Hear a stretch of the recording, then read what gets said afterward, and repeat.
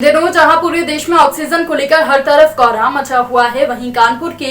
एक और युवक और उसके दोस्तों ने इंसानियत की मिसाल पेश करते हुए लोगों को सांसें बांट रहे हैं, जिनको अब ऑक्सीजन मैन भी कहा जाने लगा है। कानपुर के बाबूपुरवा इलाके के रहने वाले मुस्लिम युवक सदाकत ने अपनों को बिना ऑक्सीजन मरता देखा, तो उसी दिन से सदाकत ने लोगों को ऑक्सीजन मुहैया कराने की ठानी। इसके लिए सदाकत और उसके दोस्तों ने अपनी जमा पूंजी इकट्ठा कर रेंट पर अब तक 16 खाली ऑक्सीजन को सिलेंडरों को एकत्रित किया। रोजाना ये दोस्त सुबह सुबह रमजान की नमाज के बाद दूर दराज के ऑक्सीजन प्लांट के बाहर लाइन लगाकर इन खाली सिलेंडरों पर ऑक्सीजन भराकर जरूरतमंदों तक पहुंचा रहे हैं। सदाकत ने बताया कि पहले उन्हें भी आसानी से ऑक्सीजन मिल रही थी, लेकिन सरकार की तरफ से जारी आदेश हुआ जिसमें केवल अस्पतालों को ही ऑक्सीजन गैस देने के आदेश के बाद अब उन्हें मुश्किलों का सामना करना पड़ रहा है और शहर के दूर दराज के ऑक्सीजन प्लांट से वो गैस लेकर लोगों तक पहुंचा रहे हैं। सदाकत, जो आप लोग गैस देने का मुहैया कराने का काम कर रहे हैं आम लोगों को, किस तरह से आप लोगों के दिमाग में आया कि इस आपदा में इस तरह से लोगों की मदद की जाए? दरअसल ये हमारी संस्था है इंसानियत अभी जिंदा है के नाम से। ये करीबन 4 सालों से वर्क कर रही है, लेकिन अभी जब से ये सेकेंड वेव आई है कोरोना की, तो हमारे कई लोग हमारे जानने में ऐसे हैं जिनकी ऑक्सीजन की कमी की वजह से जिनकी डेथ हो गई। तो उसके बाद एक भाई थे हमारे, अब मैं उनका नाम नहीं लेना चाहूँगा,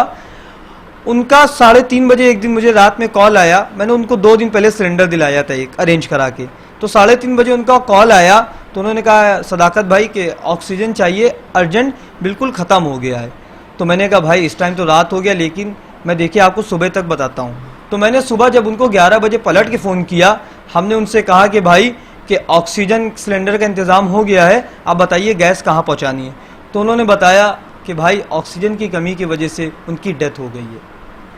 तो उस दिन से हमारे दिल में एक और मानवता का, इंसानियत का, क्योंकि एक इंसान की मदद करना पूरे इंसानियत की मदद करना होती है, उसी दिन से हम लोग का ये प्रयास था कि हम लोग से जैसे हो सके हम लोग को सिलेंडर्स अरेंज कराने हैं और ये कोशिश करनी है कि हमारे दरवाजे या हमारे कॉल के ज़रिए कोई बेबस इंसान हमारे पास आए तो उसकी बेबसी हम मतलब कि मायूस होकर हम लोग के पास से ना जाए, उसकी मदद हम लोग किसी ना किसी तरह कर सकें। इस मौजूदा समय में आप लोगों ने कितने सिलेंडर कलेक्ट कर लिए हैं जो जिससे आप सर्विस दे रहे हैं, और किस तरह से आप लोगों ने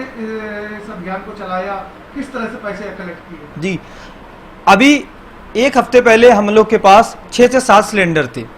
6-7 सिलेंडर हम लोग ने जो सिक्योरिटी मनी होती है 12,700 रुपये, 800 रुपये जो भी सिक्योरिटी मनी है उसको जमा करके सिलेंडर्स लाए। उसके बाद धीरे धीरे जब लोगों के फ़ोन और आते रहे तो हम लोग के पास तमाम फ़ोन ऐसे आते लगे कि हम लोग बहुत मायूस होने लगे, क्योंकि इतने ज़्यादा लोग फ़ोन कर रहे थे, हम लोग सबकी लिए मतलब कि मौजूद नहीं हो पा रहे थे, सबके लिए वक्त नहीं दे पा रहे थे। तो फिर हम लोगों ने धीरे धीरे सिलेंडर्स और जो भी हमारे कारखाने थे गैस जहाँ पे वेल्डिंग होती थी वहाँ पे लोगों से बातचीत की, तो वहाँ भी करीब हम लोग ने फिर धीरे धीरे करके 10 सिलेंडर वहाँ से और 7 सिलेंडर सिक्योरिटी मनी जमा करके करीब 17 से 18 सिलेंडर हम लोग के पास इस वक्त मौजूद हैं और वो रनिंग पे हैं। ऑक्सीजन कैसे अवेलेबल करा रहे हैं लोगों को, कैसे सिलेंडर के जरिए ऑक्सीजन पहुँच रही है? दरअसल 2 दिन पहले की बात मैं आपको बताऊं, 2 दिन पहले तक हमें आसानी थी।